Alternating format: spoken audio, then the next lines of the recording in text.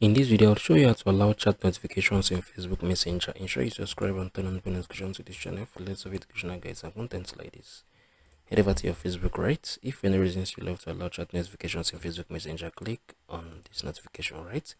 Click on this icon. You're gonna click on the notification settings. Wait for it to load up, right?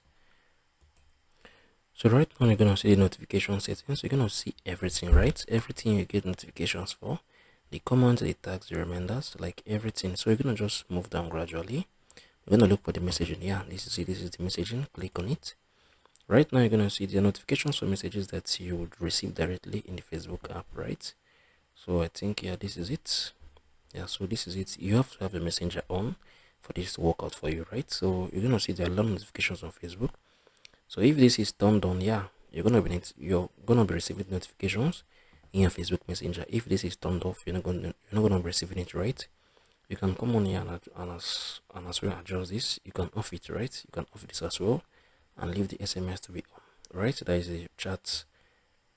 That is the chat, right? So this is basically how you can do this. If you found this video helpful, share your thoughts below in the comment section. Thank you guys for watching through. I hope you guys found this video helpful. See you all on the next one.